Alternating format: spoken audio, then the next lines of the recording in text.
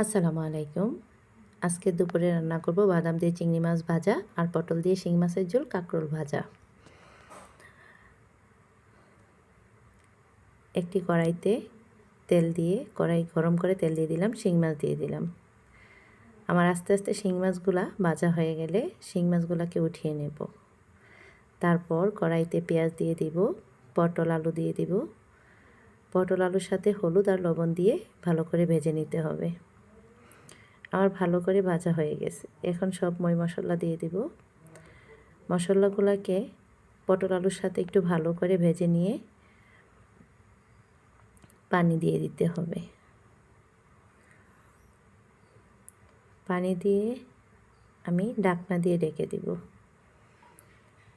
এই তো বলক চলে আসছে, মাছ দিয়ে দিলাম, কাঁচামরিচ ধনিয়া পাতা দিয়ে দিব। কাঁচামরিচ ধনিয়া পাতা দিয়ে দিলাম। আমার পটল আলুর ঝোল শিং মাছ দিয়ে হয়ে গেল। এখন আমি বাদাম দিয়ে চিংড়ি মাছ রান্না করব। চিংড়ি মাছগুলো ভেজে উঠিয়ে নিলাম। পেঁয়াজ কুচি দিয়ে দিব, রসুন বাটা, আদা বাটা দিয়ে ভালো করে কাঁচা গন্ধটা দূর হওয়ার জন্য ভেজে নিলাম। সব ধরনের মশলা দিয়ে দিলাম।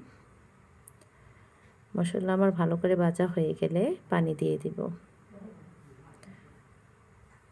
পানিটা ভালো করে মশলাটা কষানো হয়ে গেলে দিয়ে দিলাম চিংড়ি মাছ, তারপরে দিয়ে দিলাম বাদাম বাটা। এই তো বাদাম বাটার সাথে কাঁচামরিচ দিয়ে দিলাম। এখন আস্তে আস্তে আমার বাদাম বাটাও হয়ে গেল। আমার সব রান্না রেডি।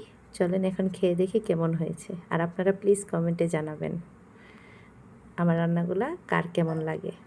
আসসালামু আলাইকুম।